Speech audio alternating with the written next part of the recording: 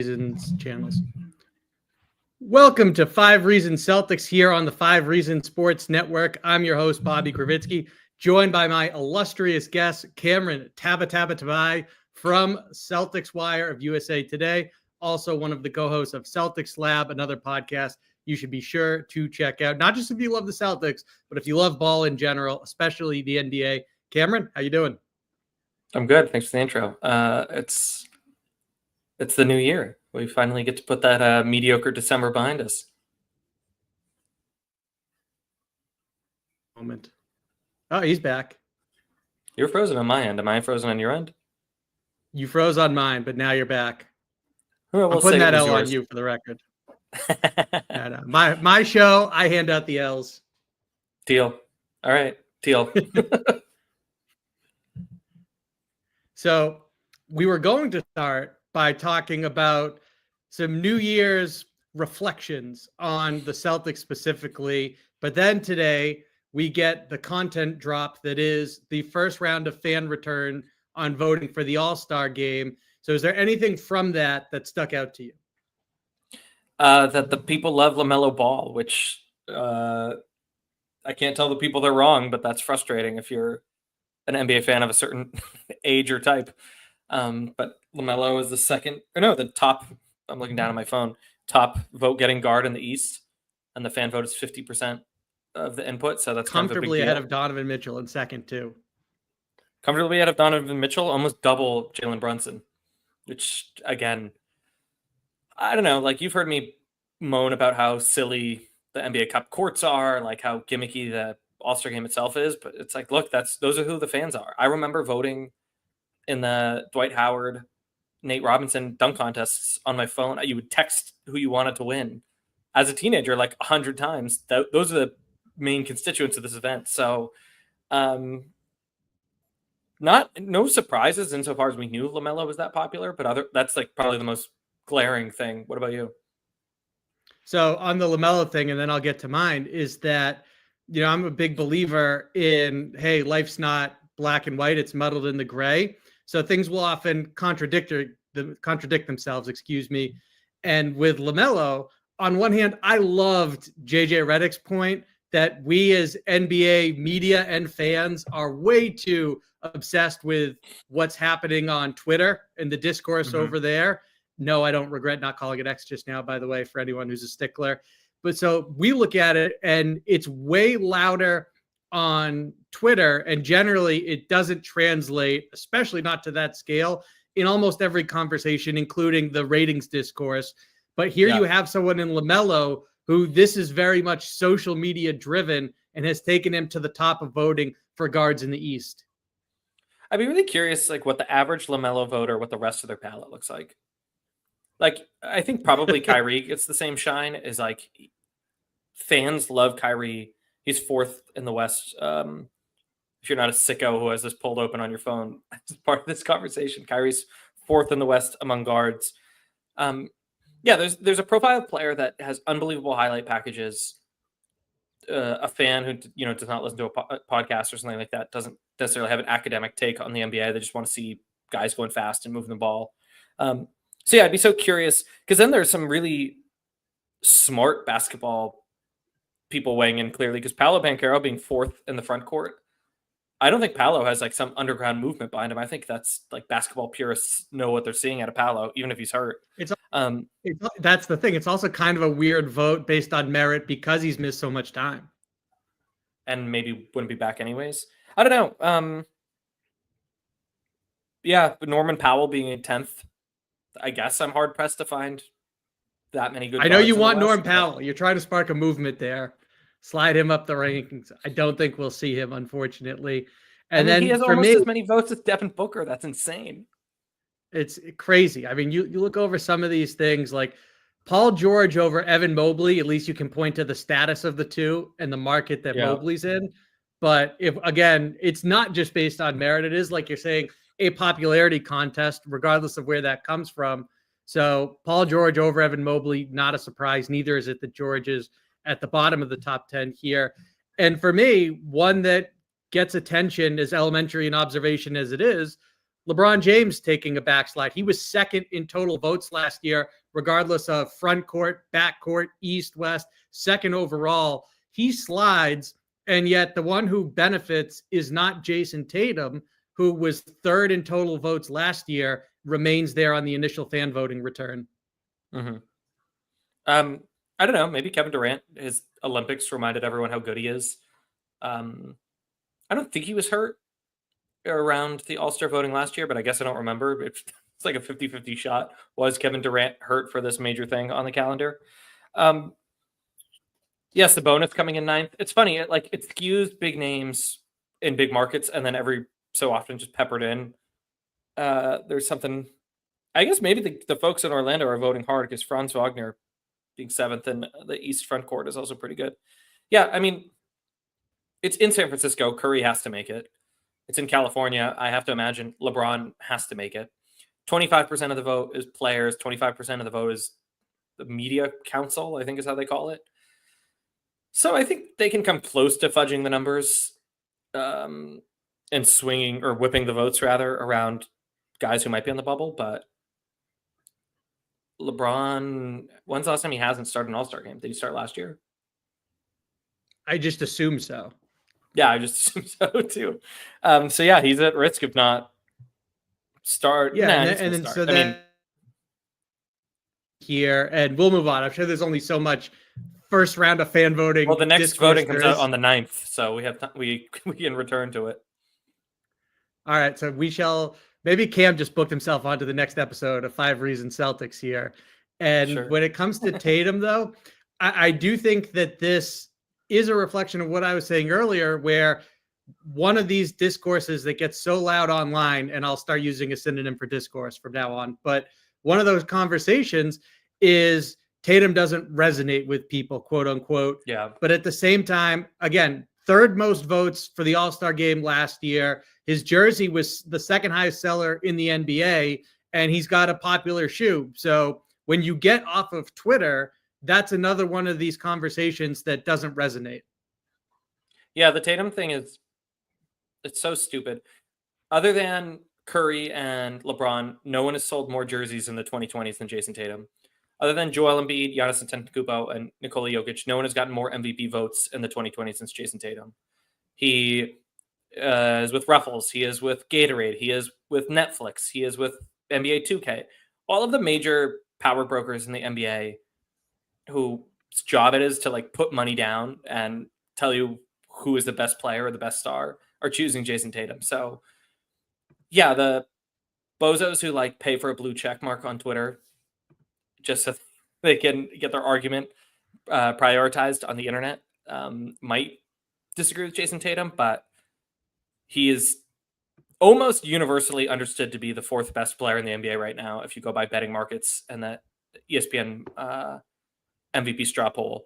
And every major financial partner of the NBA loves Jason Tatum. So who cares if he doesn't have an aura? He is proven to be a steady, reliable marketing force.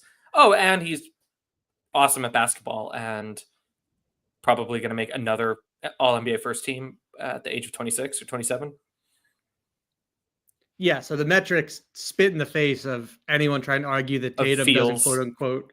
Yeah, exactly. The vibes check is off on that one. And when it comes to, we'll start here with the New Year's reflections, and then we'll spin it ahead because the Celtics have a gauntlet that starts tonight in Minnesota. So a grueling road trip, Timberwolves, Rockets, Thunder, Nuggets. We will get to that and look ahead and focus more on this year. But in part of looking backwards, we're not going to go through the whole thing, but just looking at that ascent to finally reaching the NBA mountaintop, Cam. What comes to mind when you think about those New Year's reflections on a Celtics team and a core that finally broke through to a championship? Yeah, I mean, 2024 is one for the books. Look, if they flame out really bad in this postseason, history is a retrospective, right? So there's a world where 2025 is really bad, and by 2026 and beyond, they're dismantling this core, and then it's a one-off. But assuming, even if they that 2018 only won one title, but you would think they were the most important basketball team in history, the way some people talk about them here in Boston. So if this Celtics core contends, then 2024 looks unimpeachable. And likely they will, so it's a non-issue. And then to your point, it's the first title in 16 years, ends the second longest title drought in Celtics history. They shatter a bunch of records in the process. And it looks awesome. They beat Luka Doncic. They beat a big bad team. They beat Kyrie Irving. Jason Tatum throws deuce in the air, and that's truly iconic. Jaylen Brown gets to be finals MVP, and that's untouchable. All the role players look like studs. It cements Brad Stevens, if there was any doubt, his place in Celtics history. It gives Joe Mazzulla so much more runway, as let's remember the guy called off the bench in kind of a moment of chaos for Boston. Now suddenly he goes from, can he keep this thing above water, to this dude might be an evil genius. And Jason and Jaylen are 27 and 28. I mean, again, like the doomsday version of this, okay, ask me again in 5 years, but the looking ahead at the start of 2025, 2024 was pretty awesome. Yeah, the Celtics not out of the woods just yet looking forward, but at a minimum, they raised a banner. They squashed the narrative that Tatum and Brown couldn't win a championship together, despite the high level of consistent success they had before reaching their primes. Last year was the first time they shared the floor where you could say that. Look at the result. They're lifting the Larry O'Brien trophy.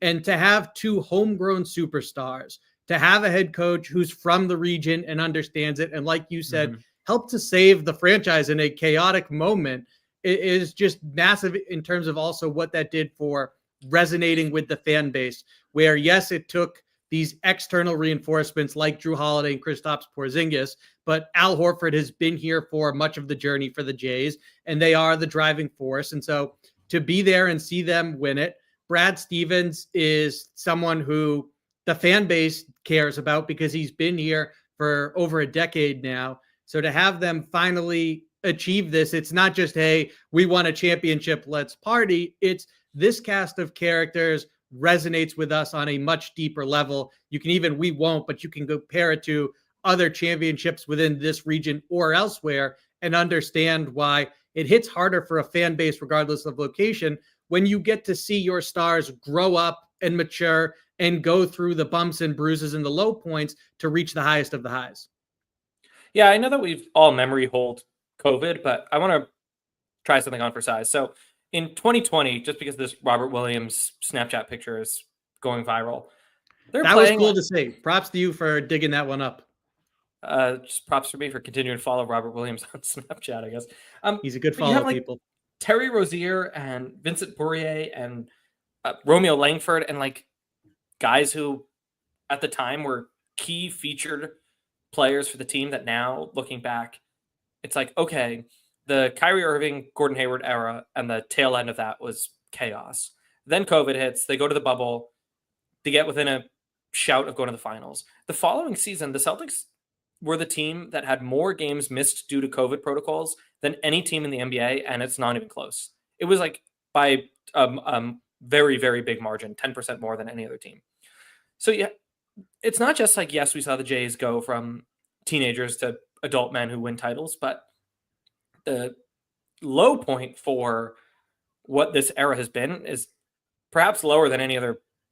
Other franchises, hello, Detroit Pistons has been bad, but to go from the team that missed all the games because of COVID to the next year they start out 50-50 and then somehow end up in the NBA Finals, to their coach was a bad boy and the whole thing looks like it's about to be derailed, to another season and a half later they're in the finals, is just impeccable, unbelievable stuff. So look, water your plants and let your 19-year-old superstars grow into 26-year-old megastars and then evaluate, how good they are. But also keep in mind the context is everything. It speaks so highly of the team and the players that they navigated all of these things along the way. Not just, no offense to what you raised, that can they play together? It's just the tip of the iceberg. Yeah, they've dodged so many landmines along the way. And it almost seems like a movie or a video game that the greatest one, the most threatening one, might be ahead, with the combination of the ownership sale blended with the more punitive nature of the current collective bargaining agreement. Can they survive? Will the Jays at a minimum stay together? And who else is still around down the line? Especially, I mean, Al Horford is nearing 40. Kristaps Porzingis with his injuries. Who knows what this roster looks like, even come next season. So we shall see. It's crazy to think there could be larger threats looming and kind of just hovering up above this season right now. But at a minimum, no matter what the future holds, like I said earlier, they did it. They got their championship. They squashed a lot of narratives, and they deserve to, I think, continue to stick together and would argue against breaking up the Jays. Looking at this season right now and their play as of late, yes, there was this onslaught against the Toronto Raptors, and even it's kind of the JV Raptors with no Quickly and Barrett. And so it's the largest loss in Raptors franchise history. It also doesn't change the fact that by Celtic standards, this was a December dip where they went 8-6. They're now 5 back of the first place Cavs in the East. They're only half a game ahead of the Knicks, who are in a soft part of their schedule and absolutely rolling right now. What did you see from Boston in this month where they didn't play up to expectations? Yeah, I can kind of go both ways. Like, the sunny side of the street is Joe Mazzulla is clearly either tinkering or messing with opponents. I think we talked about this the other day. They've played the Bucks 3 times already, and now the Bucks have like a bunch of tape of Nemish Keita that they can use ahead of the postseason. I mean, with respect to Keita and Jordan Walsh and Drew Peterson and all of these guys that are getting outsized minutes, the Celtics don't seem to be putting their top lineups forward as often as they would like. And injuries are a big part of that too. So first of all, I think they're tinkering. But second of all, if Drew Holiday and Kristaps Porzingis are out, your most important perimeter defender and your most important front court defender are not in the game. You can't be the best defensive team you can be. And in December, they were like 9th overall on defense or something like that, which is not good enough, but not horrible. The number that I think is worrisome is what Sean Grandy put out, was that they were 28th in, it was either fourth quarter offense or clutch offense. I think it was fourth quarter offense. They haven't really closed games particularly well. I think the defense is the problem there. The most recent few losses, like that one against the Pacers, it looked like they were just going to go take control of the game and win in the fourth quarter, and they never kind of could materialize more than like an 8-point run when they needed a 12-point run or something like that. So my answer is it's a nothing burger. Ask me again when the team is laser focused and as healthy as possible. That being said, you can never assume full health. So, they might have to put it all together with a less than roster. And not just in basketball, like in life, if you let bad habits creep, sometimes it's harder to shake off the rust when you need to. So I'm not particularly worried, although they were really, like there were good losses. There are such things, in my opinion, as good losses, or they're just like really fluky losses, and they were kind of like in between. They're just like losses, Yeah, that's what honestly made it so surprising to me, that they have the dud on Christmas, which is not a great look because of what that game means. It's the marquee date on the NBA's regular season calendar. And Tatum says some pretty strong words there. So even though it's clear this team, hey, we just won a championship, there's a lot of mileage on players, especially those who went to the Olympics, even with the Tatum jokes getting inserted there in the comments, but still. And then, they're months away from the playoffs resuming. So you can understand some December doldrums, but Tatum comes with, we need to take ownership and people need to look themselves in the mirror.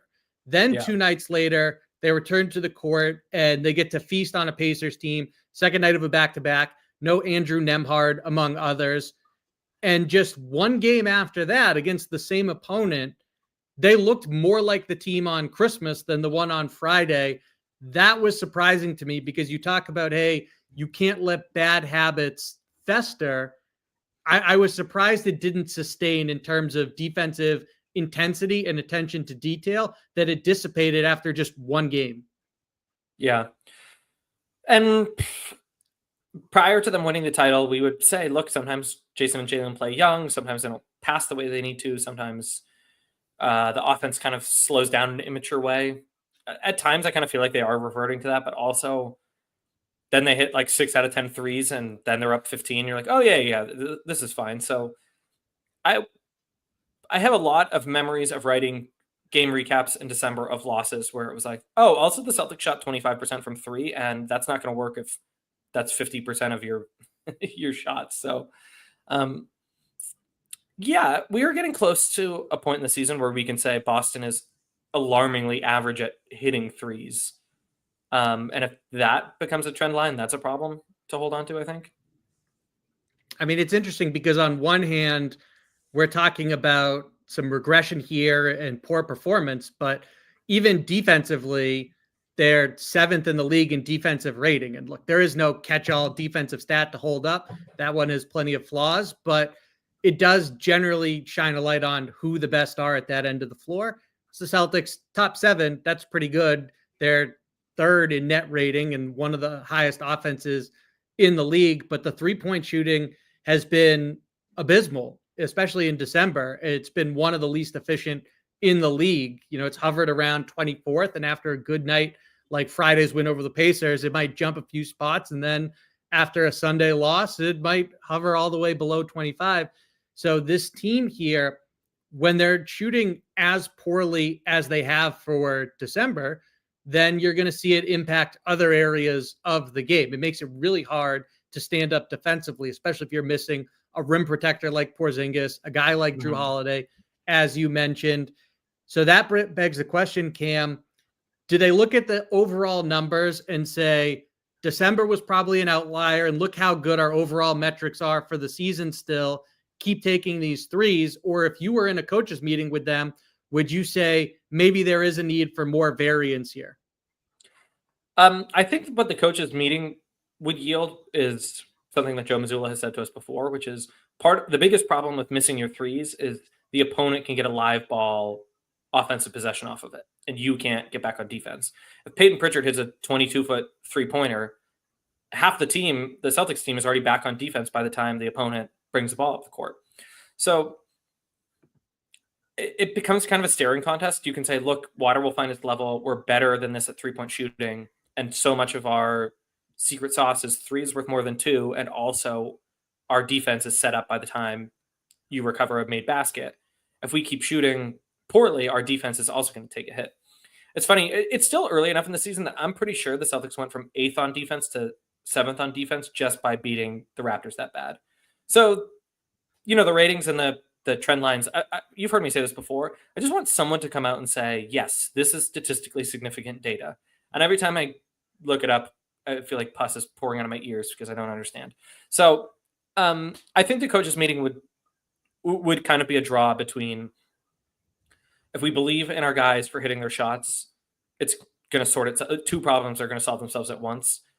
If we don't, that's what I don't like about the new CBA, because like the blog boy and me would say, okay, let's cook up 5 trades for 3-point shooters. Could Seth Curry end up on the Celtics?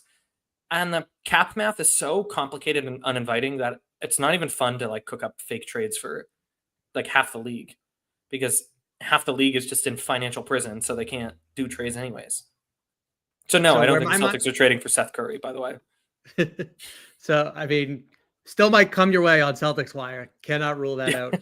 So, yeah, so where my mind goes, 3,000 words on Steph Curry with pictures. So where my mind goes on this conversation, when you talk trades, isn't just to the second unit, it's to one player specifically, and that is Sam Hauser, because the back injury has made him into a different player. He was a really effective two-way wing off the bench a season ago.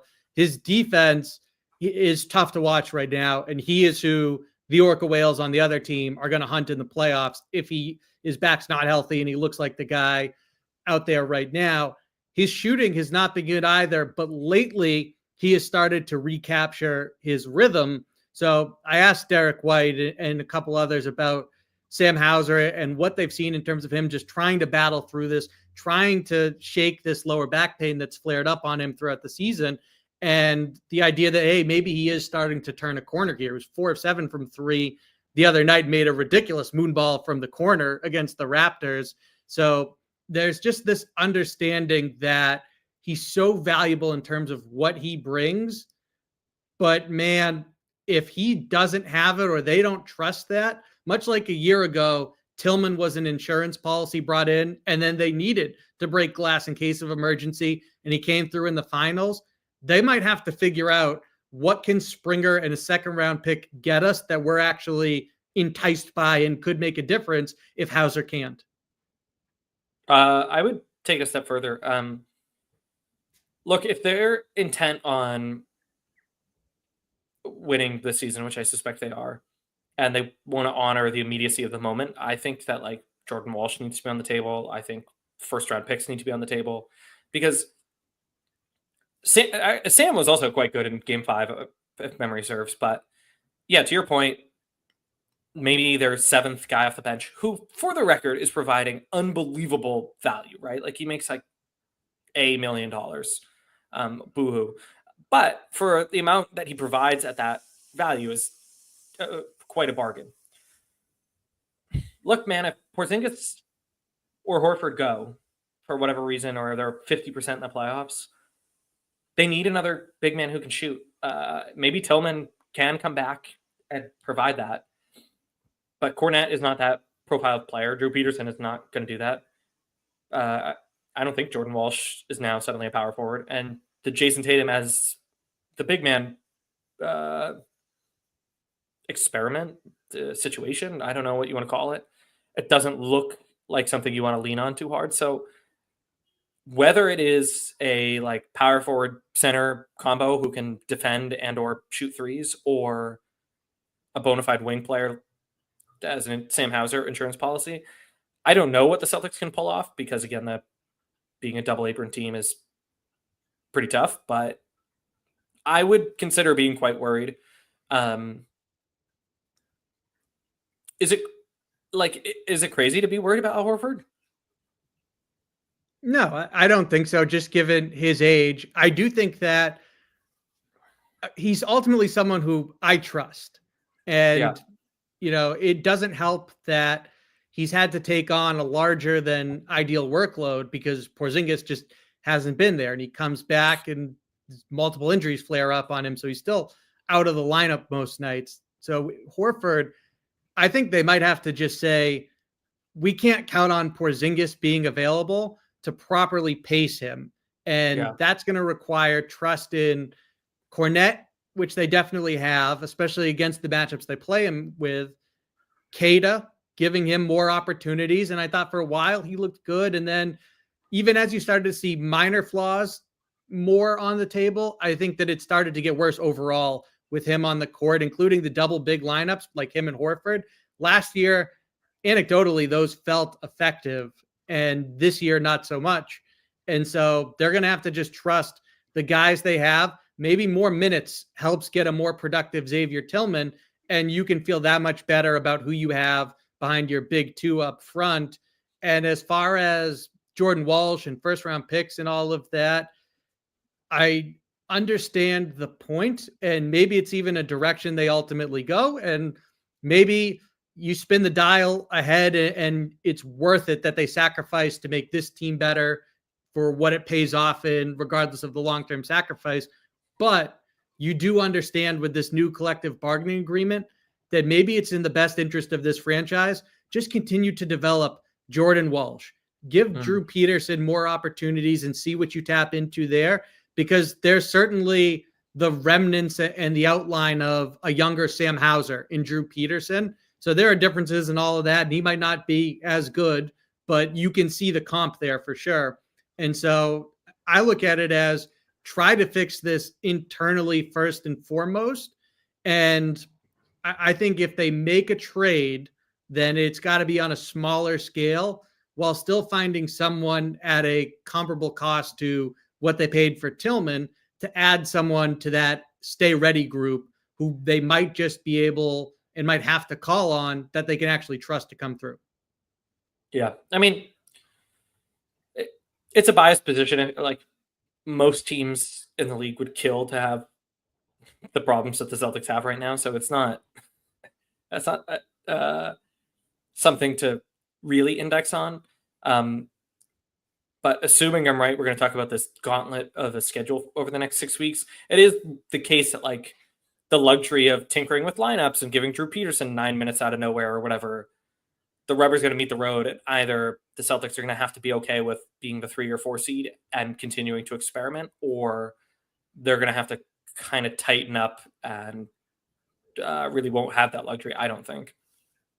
Yeah, I think above all, I mean, Brad Stevens talked with us at the end of year press conference that we're not just looking at the workload that went into winning a championship.